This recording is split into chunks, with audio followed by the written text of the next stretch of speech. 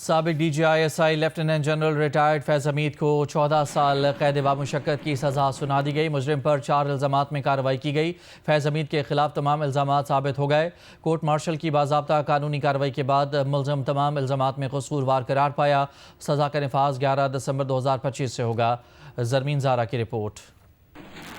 سابق D G I S I lieutenant general retired Faiz Hameed کے خلاف 15 ماہ تک جاری کورٹ مارشل کا عمل مکمل، 14 سال قید بامشقت کی سزا سنا دی گئی۔ آئی ایس پی آر کے مطابق سابق لیفٹیننٹ جنرل فیض حمید کے خلاف پاکستان آرمی ایکٹ کے تحت فیلڈ جنرل کورٹ مارشل کا عمل 15 ماہ تک جاری رہا۔ مجرم پر 4 الزامات کی کارروائی کی گئی، جس میں سیاسی سرگرمیوں میں ملوث ہونا، ریاست کی سلامتی اور مفاد کے خلاف آفیشل سیکرٹ ایکٹ کی خلاف ورزی، اختیارات اور سرکاری وسائل کا غلط استعمال اور مختلف افراد کو نقصان پہنچانے کے الزامات شامل ہیں۔ آئی ایس پی آر کے مطابق طویل اور جامع قانونی کارروائی کے بعد مجرم تمام الزامات میں قصوروار قرار پایا گیا۔ فیلڈ جنرل کورٹ مارشل نے تمام قانونی تقاضے پورے کیے۔ مجرم کو اپنے دفاع کے لیے وکیل اور قانونی ٹیم منتخب کرنے سمیت تمام قانونی حقوق فراہم کیے گئے۔ مجرم کے سیاسی عناصر کے ساتھ ملی بھگت کے ذریعے دانستہ طور پر سیاسی اشتعال انگیزی اور عدم استحکام پیدا کرنے اور دیگر معاملات میں ملوث ہونے کو علیحدہ طور پر نمٹایا جا رہا ہے۔ مجرم کو متعلقہ فورم پر اپیل کا حق بھی حاصل ہے۔ Lieutenant general retired Faiz Hameed کو 12 اگست 2024 کو فوجی تحویل میں لیا گیا تھا اور پاکستان آرمی ایکٹ کے تحت فیلڈ جنرل کورٹ مارشل کی کارروائی شروع کی گئی تھی۔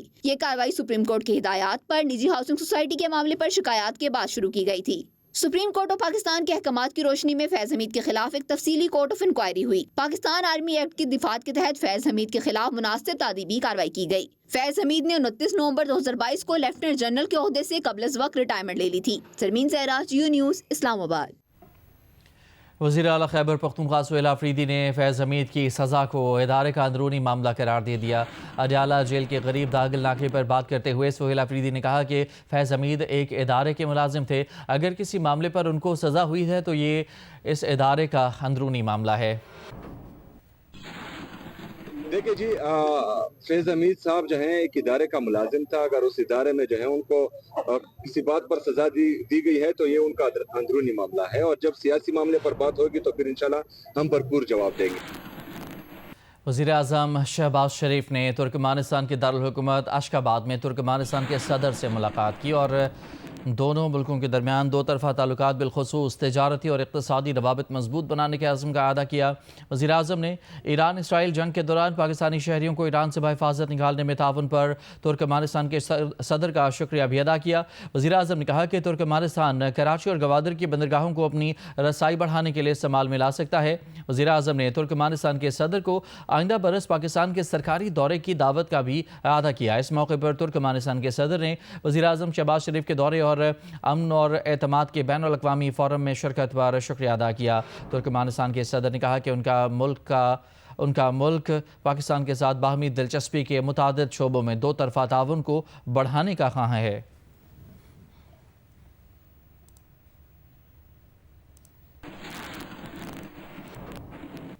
امریکی حکومت نے پاکستان کو F-16 لڑاکا طیارے اپ گریڈ کرنے کے لیے 686 ملین یعنی 68 کروڑ 60 لاکھ ڈالر کے پرزوں اور جدید ٹیکنالوجی فروخت کرنے کی منظوری دے دی ہے۔ جدید ٹیکنالوجی کے ملنے سے پاکستان کے 75 F-16 لڑاکا طیاروں کی جنگی صلاحیتوں میں مزید اضافہ ہوگا۔ کانگریس ایک ماہ بعد ٹرمپ انتظامیہ کے اس اقدام کا جائزہ لے گی۔ ٹرمپ انتظامیہ نے اس اقدام سے پاکستان کو انسدادی دہشت گردی کی کارروائیوں اور آئندہ ممکنہ ہنگامی صورتحال کی تیاری میں مدد ملے گی۔ اس پیکیج میں لنک 16 سسٹمز، کرپٹوگرافک آلات، تربیت اور لاجسٹک سپورٹ شامل ہوگی۔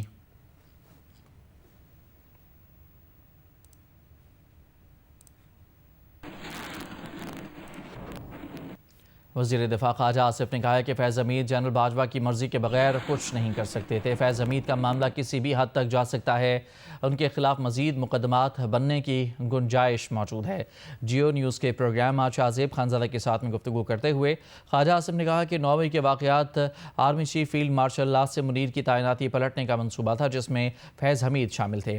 افرادی قوت بانی پی ٹی آئی نے فراہم کی تھی تاکہ بانی پی ٹی آئی دوبارہ اقتدار میں آ جائیں اور فیض حمید اور جنرل باجوہ کی دکانداری دوبارہ شروع ہو جائے۔ سابق آرمی چیف جنرل باجوہ نے موجودہ آرمی چیف کی تعیناتی روکنے کے لیے سخت دباؤ ڈالا تھا، ٹیک اوور کرنے کی دھمکی بھی دی تھی اور توسیع بھی مانگی تھی۔ یہ بیسیکلی جو 9 مئی کا جو اٹیمپٹ ہوا تھا وہ جو ایک چیز جو ہو چکی ہوئی تھی، یعنی فیلڈ مارشل عاصم منیر جو تھے وہ ٹیک اوور کر چکے ہوئے تھے، گورنمنٹ بن چکی ہوئی تھی، اس ساری چیز کو ریورس کرنے کا ایک ڈیسپریٹ اٹیمپٹ تھا۔ اس میں فیض صاحب شامل تھے اور جو مین پاور پرووائڈ جو ہے وہ پی ٹی آئی نے کی ہوئی تھی، یعنی عمران خان نے کی ہوئی تھی۔ کوئی بھی ذاتی طور پہ جو ہے نہیں جانتا تھا عاصم منیر صاحب کو، لیکن ایک میرٹ کو مینٹین کرنے کی کوشش کی جا رہی تھی۔ لیکن اس میں جو ہے جنرل باجوہ نے انتہائی ریزسٹ کیا۔ آپ امیجن نہیں کر سکتے کہ 8-9 دن جو ہے میں اور اسپیکر پنجاب اسمبلی جو موجود ہیں ہم ان کے پاس جاتے رہے، جس قسم کی ریزسٹنس اور جس قسم کی انہوں نے دھمکیاں ہمیں دیں کہ میں ٹیک اوور کر لوں گا، پھر یہ بھی کہا کہ مجھے پارشلی جو ہے وہ رکھ لیں اور ایکسٹینشن دے دیں۔ میں پھر اسپیکولیٹ نہیں کروں گا، لیکن ڈیفینیٹلی معاملہ جو ہے کسی بھی ایکسٹینڈ جا سکتا ہے۔ اگر آپ پڑھیں تو اس میں ابھی اور بھی گنجائش ہے اور بھی کیسز کے ڈیولپ ہونے کی۔ میں ٹی ایل پی کا آپ کو مثال دیتا ہوں کہ ٹی ایل پی کی جو دھرنا ہوا جس میں فیض صاحب جو ہے سیگنیٹری بنے، that is enough to prove کہ ٹی ایل پی کس کی پروردہ تھی، کس کی پیدائش تھی، کس نے مڈ وائف کیا ہوا تھا اس کو، اور اس بینیفیشری کون تھے۔ میرا خیال ہے 9th May was the biggest attempt to salvage Imran Khan's whatever was left of him at that time، کہ دوبارہ کوئی آ جائے اور یہ دکانداری جو ہے جنرل فیض کی اور جنرل باجوہ کی ان کی دوبارہ شروع ہو جائے۔ چیئرمین پیپلز پارٹی بلاول بھٹو زرداری نے سابق لیفٹیننٹ جنرل فیض حمید کی سزا کو تاریخی فیصلہ قرار دیا ہے۔ سینیٹ میں گفتگو کرتے ہوئے بلاول نے کہا کہ خان صاحب اور فیض حمید اپنے وقت کے فرعون تھے، دونوں نے طاقت کے نشے میں دھمکیاں دیں، آئین کی خلاف ورزی کی۔ ایک سوال پر بلاول نے کہا کہ خیبر پختونخوا میں گورنر راج کے لیے پیپلز پارٹی اور نون لیگ کے باضابطہ مذاکرات نہیں ہوئے، خیبر پختونخوا میں گورنر راج کا آپشن موجود ہے۔ یہ ایک تاریخی فیصلہ ضرور ہے۔ جنرل فیض صاحب کو 14 سال سزا آج ملا ہے مختلف جرائم کے مطابق، جہاں تک مجھے اندازہ ہے شاید مزید تحقیقات اور انویسٹیگیشنز یا ٹرائلز ہونے ہیں۔ میرے سیاسی زندگی میں دو ایسے لوگ تھے جو اپنے وقت کے فرعون تھے۔ ایک تو خان صاحب خود طاقت کا نشہ میں پتہ نہیں کیا کیا دھمکیاں دیتا تھا۔ ہم نے خود اپنے آنکھوں سے دیکھا کہ اسی زندگی میں جواب دینا پڑا، اب وہی اسی قسم کی مشکلات آج بھگت رہے ہیں، اور وہ متفق عمل ہے کہ وہ آج خود جناب جیل میں ہے۔ اس کے ساتھ ساتھ ایک یہ جنرل فیض صاحب تھا جو اپنے طاقت کے نشے میں اپنے عہد کے خلاف ورزی، اپنے کام کے خلاف ورزی کرتے ہوئے پتہ نہیں کیا کیا، اور آج ہم وہ دن دیکھ رہے ہیں کہ اس کو بھی اسی زندگی میں ان کے جرائم کا جواب دینا پڑ رہا ہے۔ اور میں سمجھتا ہوں کہ سب کو توبہ بھی کرنا چاہیے۔ امید یہ ہے اس فیصلے سے کہ آگے جا کے ایک ایسا پیغام ہوگا کہ اس قسم کے غلطیاں مزید نہ کیا جائے۔ خیبر پختونخوا میں گورنر راج کی سوال ہے، ویسے تو اس پہ کوئی باقاعدہ ڈسکشنز پاکستان پیپلز پارٹی یا مسلم لیگ کے درمیان تو نہیں ہوئے ہیں۔ آئینی آپشن ضرور گورنر راج موجود ہے۔ وفاقی وزیر ڈاکٹر طارق فضل چودھری کا کہنا ہے کہ سابق لیفٹیننٹ جنرل فیض حمید کی سزا سے فوج میں خود احتسابی کے عمل پر لوگوں کا اعتماد مزید پختہ ہوا ہے۔ تحریک انصاف کے سینیٹر اون عباس بپی نے کہا کہ جنرل فیض حمید کی سزا سے یہ ثابت ہو گیا کہ کوئی بھی قانون سے بالاتر نہیں ہے، کوئی مقدس گائے نہیں ہے۔ ان خیالات کا اظہار انہوں نے جیو نیوز کے پروگرام کیپٹل ٹاک میں گفتگو کے دوران کیا۔ جنرل فیض صاحب کو یہ ایک سزا ملی ہے، آپ کو لگتا ہے کہ اس کے بعد سیاست میں ایجنسیوں کی مداخلت کا راستہ بند ہو جائے گا؟ فوج کے اندر جو خود احتسابی کا ایک عمل ہے، سیلف اکاؤنٹیبلٹی، اس کے اوپر میں سمجھتا ہوں کہ لوگوں کا جو اعتماد ہے جو پہلے بھی تھا وہ مزید پختہ ہوا ہے۔ پولیٹیکل انجینئرنگ بند ہو جائے گی؟ پولیٹیکل انجینئرنگ جو ہے بالکل بند ہو جائے گی اور ہونی چاہیے، کیونکہ پولیٹیکل انجینئرنگ کی کوئی گنجائش نہیں ہے۔ ایسا پریسیڈنٹ سیٹ ہو گیا کہ بھئی آج کے بعد کم از کم یہ جو پولیٹیکل انجینئرنگ کا آپ نے لفظ استعمال کیا، کم از کم انٹیلیجنس کے ادارے اب پولیٹیکل انجینئرنگ نہیں کریں اور نہیں کرنی چاہیے، تو کم از کم ایک خوف کا ایلیمنٹ، اور یہ چیز بڑی اچھی ہے کہ کم از کم کوئی ہولی کاؤ نہیں ہے، نو بڈی از ابو دی لا۔ سو اگر کسی نے ان کے انٹرنل جو بھی انہوں نے پورے قانونی جو بھی سلسلہ چلا ہے اس میں یہ ثابت ہو گیا، تو ایک کم از کم پریسیڈنٹ تو سیٹ ہو گیا۔ سابق وفاقی وزیر سینیٹر فیصل واؤڈر نے کہا ہے کہ فیض حمید بانی پی ٹی آئی کے خلاف شواہد کے ساتھ گواہی دینے جا رہے ہیں، جس کے بعد بانی پی ٹی آئی 9 مئی کے شکنجے میں آ جائیں گے۔ تحریک انصاف سے کنارہ کش ہونے والے رہنماؤں کو بھی لایا جائے گا اور اس وقت انصاف کی کرسی پر بیٹھ کر ملک دشمنی کے لیے قلم کا استعمال کرنے والے لوگ بھی کٹہرے میں آئیں گے۔ جیو نیوز کے پروگرام آج شاہزیب خانزادہ کے ساتھ میں بات کرتے ہوئے انہوں نے کہا کہ فوجی تنصیبات کی تفصیلات فراہم کر کے فیض حمید نے 9 مئی کی سہولت کاری کی تھی۔ جنرل باجوہ کا کردار نااہلی اور غفلت کی حد تک تھا۔ جنرل باجوہ نے حقائق معلوم ہونے پر فیض حمید کو ہٹانے کی کوشش کی، جس کی وجہ سے وہ بری الذمہ ہو گئے ہیں۔ ملک دشمنی، ریاست دشمنی اور پاکستان کے جھنڈے کا دشمنی اور شہیدوں کی دشمنی میں 14 سال ہوتی ہے، سزائے موت ہوتی ہے۔ اسی پیرامیٹر کو آگے جاتے ہوئے فیض حمید صاحب اب گواہی دینے جا رہے ہیں عمران خان صاحب کے خلاف شواہد اور ایویڈنس کے سمیت۔ ایز پرائم منسٹر ان کو کیا آرڈر ملتے رہے، اور خاص طور پہ 9 مئی، تو 9 مئی کے زمرے میں بھی عمران خان صاحب اس شکنجے میں آتے ہوئے نظر آ رہے ہیں اور آ گئے ہیں نیئرلی۔ وہ شواہد جب آئیں گے، ایویڈنسز آئیں گے، اور جو پی ٹی آئی کے رہنما سائیڈ پہ ہو گئے ہیں جو اس وقت ملوث تھے، ان کو بھی لایا جائے گا، اور اس وقت کے جو انصاف کی کرسی پہ بیٹھ کے قلم کا استعمال کیا ملک دشمنی کے لیے، وہ بھی کٹہرے میں آئیں گے۔ جو اندر کی تنصیبات اور جگہوں کی پوزیشننگ، وہ فیض حمید کی فیسیلیٹیشن تھی۔ باجوہ صاحب کی انکمپٹنس تو آپ کہہ سکتے ہیں، نیگلیجنس بھی کہہ سکتے ہیں۔ ڈی جی آئی صاحب پھر وزیر اعظم کی پشت پر آئی، اس کے ساتھ کلب ہو جائے وہ تو ڈبل بلا بن جاتی ہے، لیکن نااہلی اور انکمپٹنس باجوہ صاحب کی ہٹا کے وہ بری ذمہ اس لیے ہو گئے کہ جب ان کو پتہ چلا، چاہے دیر میں پتہ چلا، جب وہ انہوں نے ہٹانے کی بات کی اور احساس کیا، تو کیونکہ ہٹایا نہیں اور میچ پڑ گیا تو وہ بری ذمہ ایسے ہو جاتے ہیں۔ ان کا قصور نہیں ہے نا نیگلیجنس اور انکمپٹنس کے علاوہ۔ میں آپ کو کوئی وارننگ نہیں دے رہا، میں آپ کو بتا رہا ہوں ایسا ہی ہوگا انشاءاللہ اللہ کے فضل سے، جیسا میں نے ہمیشہ کہا ہے۔ عارضی نااہل نالائق سی ایم جس کو بتانا پڑتا ہے میں سی ایم ہوں، تو ایسی کنارہ کشی کر چکا ہے۔ ری ٹویٹ کوئی کر نہیں رہا بانی پی ٹی آئی خان صاحب کے لیے۔ خان صاحب کو ادھر پہنچا دیا ہے جہاں یہ چاہتے تھے۔ آپ یہ چاہتے ہیں کہ جیل بھی توڑ دیں کہ اتنا بڑا نقصان خدا نہ خواستہ ہو جائے تاکہ 50 سال سکون سے کریں، اور وہ پی ٹی آئی اندر سے کہہ رہی ہے کہ ہم نے -1 تو کر دیا، ہمیں 10-20 سیکنڈ کی میرے قائد، میرے لیڈر عمران احمد خیال نیازی والی صرف تقریر ریکارڈ کرنے دے، جس کی اجازت دی جائے۔ لندن ہائی کورٹ کے حکم کے بعد یوٹیوبر عادل راجہ نے بریگیڈیئر راشد نصیر کو بدنام کرنے کا الزام تسلیم کر لیا۔ سوشل میڈیا پر جاری بیان میں عادل راجہ نے کہا کہ ہائی کورٹ نے انہیں 9 اکتوبر 2025 کو راشد نصیر کو 50,000 پاؤنڈ ادا کرنے کا حکم دیا ہے۔ 14 اور 29 جون 2022 کے درمیان انہوں نے راشد نصیر کے خلاف متعدد ہتک آمیز الزامات لگائے۔ ان کے پاس ان الزامات کا دفاع نہیں۔ عادل راجہ نے مکمل فیصلے کا لنک بھی جاری کیا ہے۔ عادل راجہ کے خلاف ہتک عزت کے مقدمے کا فیصلہ لندن ہائی کورٹ نے اکتوبر میں سنایا تھا۔ عدالت نے عادل راجہ کو 9 اکتوبر 2025 کو راشد نصیر کو 50,000 پاؤنڈ ادا کرنے کا حکم دیا تھا۔ عدالت نے عادل راجہ کو ہر جانے کی مد میں 22 دسمبر تک 50,000 پاؤنڈ اور عادل راجہ کو عدالتی اخراجات کے ضمن میں 2,60,000 پاؤنڈ بھی ادا کرنے کا حکم دیا تھا۔ بنگلہ دیشی الیکشن کمیشن نے بنگلہ دیش میں انتخابات 12 فروری 2026 کو کرانے کا اعلان کر دیا۔ بنگلہ دیش میں طلبہ احتجاج کے بعد سابق وزیر اعظم حسینہ واجد بنگلہ دیش چھوڑ کر بھارت فرار ہو گئی تھیں۔ حسینہ واجد کے فرار کے بعد سے بنگلہ دیش میں عبوری حکومت نوبل انعام یافتہ محمد یونس نے سنبھالی تھی۔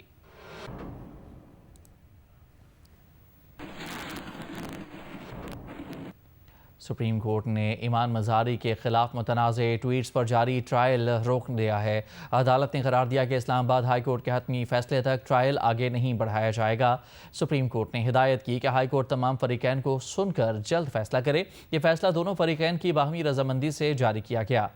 جسٹس ہاشم کاکڑ کی سربراہی میں 3 رکنی بینچ نے سماعت کی، جس کے دوران ناروے کے سفیر بھی کمرہ عدالت میں موجود تھے۔ سماعت کے آخر میں جسٹس ہاشم کاکڑ نے استفسار کیا کہ آرڈر لکھوایا جا رہا ہے، کوئی اعتراض تو نہیں؟ ایڈیشنل اٹارنی جنرل نے کہا کہ اعتراض درخواست کے قابل سماعت ہونے پر ہے، لیکن ٹھیک ہے۔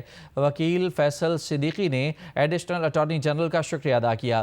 جسٹس ہاشم کاکڑ نے ریمارکس دیے کہ شفاف ٹرائل آئینی حق ہے، نہ جج کی بے توقیری ہونی چاہیے نہ ہائی کورٹ کی، اور بغیر شفاف ٹرائل سزا نہیں دی جا سکتی۔ عدالت نے فریقین کے دلائل کے بعد مقدمہ نمٹا دیا۔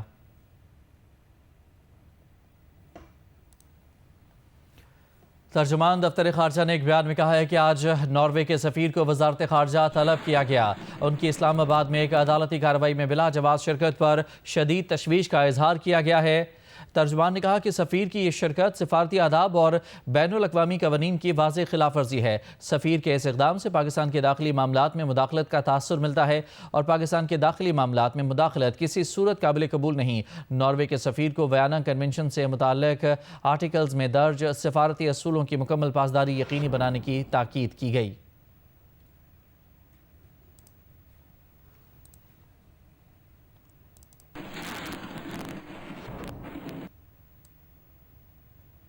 پاکستان میں 91% لوگوں نے پچھلے 6 ماہ کے دوران آن لائن شاپنگ نہیں کی۔ آن لائن شاپنگ کے لیے 60% افراد نے کیش آن ڈیلیوری کے ذریعے ادائیگی کی۔ آن لائن سب سے زیادہ کپڑے 30% خریدے گئے۔ گیلپ اور گیلانی سروے کی طرف سے کیے گئے تازہ ترین سروے میں سوال کیا گیا کہ آپ کے خیال میں رشتہ قائم رکھنے کے لیے سب سے اہم کیا ہے؟ 34% نے جواب دیا کہ اعتماد سب سے اہم ہے، 30% نے برداشت، 24% نے محبت اور 10% نے وقت کا دینا اہم قرار دیا۔ 1% لوگوں نے کوئی جواب نہیں دیا۔ سوال کیا گیا کہ اگر آپ کو کسی مشہور شخصیت کے طور پر ایک دن گزارنے کا موقع ملے تو آپ کیا بننا پسند کریں گے؟ تقریباً آدھے یعنی 49% نے مذہبی شخصیت یا دانشور بننا پسند کیا، 9% نے سیاستدان، 8% نے متفرق، 7% نے ایتھلیٹ اور صرف 4% نے اداکار بننا چاہا، جبکہ 22% نے کوئی جواب نہیں دیا۔ اس سوال پر کہ اگر انٹرنیٹ اور کیبل ٹی وی پورے دن کے لیے بند ہو جائیں تو آپ کیا کریں گے؟ 50% افراد نے عبادت میں وقت گزارنے کا کہا، دوستوں اور خاندان والوں سے بات کرنے کو 19% افراد نے ترجیح دی، 7% نے انٹرنیٹ واپس آنے کا انتظار کرنے، 5% نے کتاب پڑھنے، 3% نے باہر جانے اور 2% نے سونے کا کہا۔ 13% لوگوں نے کوئی جواب نہیں دیا۔ سروے کے دوران پچھلے 6 ماہ میں آن لائن کچھ خریدا ہے یا نہیں، اس پر حیرت انگیز طور پر 91% افراد نے جواب دیا کہ انہوں نے آن لائن کوئی خریداری نہیں کی۔ صرف 8% نے آن لائن خریداری کا بتایا، جبکہ 1% نے کوئی جواب نہیں دیا۔ آپ نے آن لائن کیا خریدا ہے کہ سوال پر 35% افراد نے کپڑے خریدنے کا بتایا، 20% نے گھڑی، 14% نے سجاوٹی اشیاء، 13% نے میک اپ، 9% نے جوتے، 5% افراد نے برتن خریدنے کا کہا، جبکہ 1% افراد نے کوئی جواب نہیں دیا۔ آن لائن خریداری کے پلیٹ فارم کے سوال پر 52% افراد نے ایک ویب سائٹ، 20% نے متفرق، 16% نے مقامی آن لائن اسٹور، 5% نے امیزون، 3% نے علی ایکسپریس، 4% افراد نے جواب نہیں دیا۔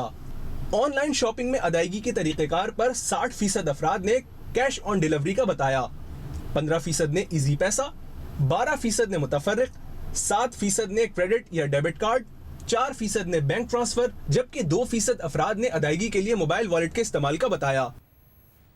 لاہور میں British state minister for international development Jennifer Chapman کی قیادت میں برطانوی وفد نے DHQ میاں میر اسپتال کا دورہ کیا۔ صحت کے شعبے میں حکومت پنجاب کی اصلاحات کو سراہا۔ صوبائی وزیر صحت اور آبادی خواجہ عمران نذیر نے وفد کو ہیلتھ ریفارمز پر بریفنگ دی۔ وفد کو مریم نواز ہیلتھ کلینک آن ویلز اور فیلڈ اسپتال میں دستیاب سہولیات سے آگاہ کیا گیا۔ برطانوی وفد نے Maryam Nawaz community health inspector project کی بھی تعریف کی۔ خواجہ عمران نذیر نے کہا کہ عالمی اداروں کے تعاون سے بیماریوں کے خاتمے میں مدد مل رہی ہے۔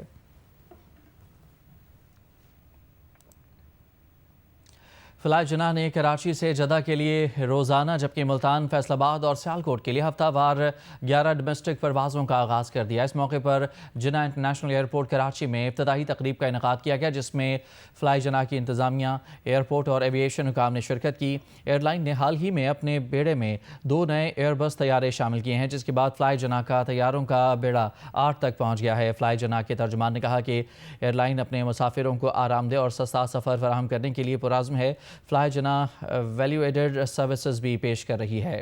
نیشنل گیمز کی 10,000 میٹر میں کانسی کا تمغہ جیت کر سب کی نگاہوں کا مرکز بننے والی 9 برس کی کائنات خلیل کو جمعرات کو ریس کے منتظمین نے 5,000 میٹر ریس میں شرکت سے روک دیا۔ کائنات مایوسی کے عالم میں رو پڑی۔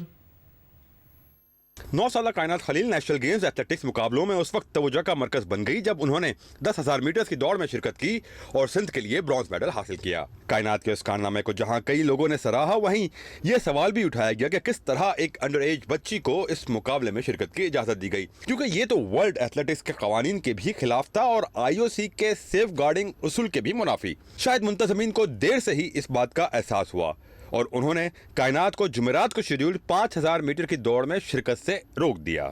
مقابلوں میں شرکت سے روکے جانے کے بعد کائنات مایوس اور آبدیدہ ہو گئی۔ ان کے کوچ کا کہنا ہے کہ نیشنل گیمز میں اور کون سے قوانین کی پابندی ہو رہی ہے جو اس بچی پر اعتراض کیا گیا؟ اگر یہ انڈر ایج ہے تو ٹرائلز کے وقت، سلیکشن کے وقت اور رجسٹریشن کے وقت کسی نے اعتراض کیوں نہیں کیا؟ تم نے ٹرائل لیا، اس کو کیمپ میں بلایا، کیمپ میں کھلایا، پھر ٹریک سوٹ دیا، پھر اندر لایا، پھر 10,000 کھلایا، 10,000 یہ جیتی، اس کے بعد تم کہہ رہے ہو کہ 5,000 نہیں کھیل سکتی۔ اب مجھے سکھا رہے ہو کہ آئی او سی کے رول ہے، تمہیں آئی او سی کے رول نہیں پتا؟ اس وقت تمہیں یاد نہیں آ رہا تھا کہ آئی او سی کے یہ رول ہے، وہ رول ہے؟ آئی او سی کا یہاں پہ کچھ بھی نہیں فالو نہیں ہو رہا، آپ کو پتا ہے، سامنے نظر آ رہا ہے۔ کائنات کا کہنا تھا کہ انہوں نے اس ایونٹ کے لیے کافی محنت کی تھی۔ بہت دکھ تھا، مجھے رونا آ رہا۔ تحریش خان، تحریم عالم۔ نیشنل گیمز ایتھلیٹکس کے منتظمین کا کہنا ہے کہ کھلاڑی کی عمر کا میڈیا سے معلوم ہوا، جس کے بعد قوانین کی پابندی کرتے ہوئے اس پلیئر کو ایونٹ میں شرکت سے روک دیا گیا۔ بات یہ ہے، اس کے پیچھے ریشنل یہ ہے کہ چھوٹے بچے کو چھوٹے بچوں کے ساتھ کمپیٹ کرنا چاہیے، اس کو بڑے بچوں سے کمپیٹ نہیں کرنا چاہیے۔ یہ اگینسٹ اس کی سیف گارڈنگ کے لیے، اس کے لیے future health issues, so many things اس میں وہ ہیں، تو وہ اس کے لیے مناسب نہیں ہے۔ پاکستان میری ٹائم سیکیورٹی ایجنسی کی زیر نگرانی ہونے والی 13ویں باراکوڈا مشقیں کامیابی کے ساتھ اختتام پذیر ہو گئی ہیں۔ اختتامی روز سمندر میں تیل کے ممکنہ رساؤ سے ماحول کو محفوظ بنانے اور ہنگامی صورتحال میں انسانی جانوں کے تحفظ کے حوالے سے عملی مظاہرے کیے گئے۔ تفصیلات ذیشان شاہ کی رپورٹ میں۔ پاکستان میری ٹائم سیکیورٹی ایجنسی کے زیر اہتمام باراکوڈا مشق تیسرے روز کامیابی سے مکمل کر لی گئی۔ اس موقع پر director general P M S A rear admiral Shahzad Iqbal نے بتایا کہ اس برس ہونے والی مشقوں میں 17 ممالک اور 5 بین الاقوامی اداروں کے 39 مندوبین نے شرکت کی ہے۔ میں بہت مطمئن ہوں اور بہت شکر گزار ہوں اپنے دوست ممالک کا جو ہماری اس ایکسرسائز میں آئے اور انہوں نے حصہ لیا اس میں۔ یہ ان کا ہمارے اوپر اعتماد ہے، یہ پاکستان کے اوپر ان کا اعتماد ہے، پاکستان نیوی پہ اعتماد ہے اور پاکستان میری ٹائم سیکیورٹی ایجنسی پہ ان کا اعتماد ہے۔ مشق کے دوران کھلے سمندر میں سرچ اینڈ ریسکیو آپریشن کے تحت انسانی جانوں کو محفوظ بنانے کی خصوصی ڈرل بھی کی گئی۔ ایران اور ترکی سے آئے مندوبین نے میڈیا سے گفتگو میں کہا کہ خطے میں باراکوڈا مشقیں نہایت فائدہ مند ہیں اور پاکستانی ٹیموں کی مہارت قابل دید ہے۔ کینیا سے شریک خاتون مندوب نے اپنے تاثرات میں کہا کہ وہ پہلی مرتبہ ان مشقوں کا حصہ بنی۔ اس مشق نے انہیں بہت کچھ سیکھنے کا موقع فراہم کیا ہے۔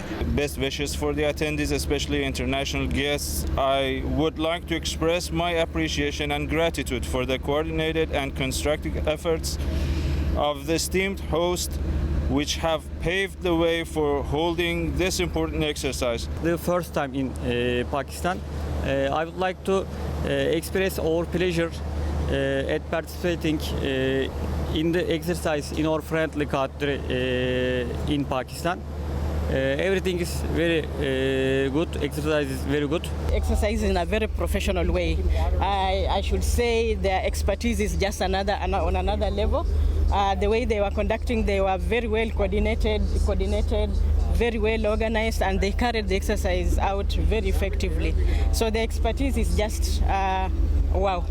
D G P M S A نے اعلان کیا کہ آئندہ برس ہونے والی باراکوڈا مشقوں میں مزید جدت اور نئی تکنیکوں کو شامل کیا جائے گا تاکہ ادارے کی پیشہ ورانہ صلاحیتیں مزید بہتر بنائی جا سکیں۔ کیمرہ مین عدنان علی کے ساتھ ذیشان شاہ، جیو نیوز، کراچی۔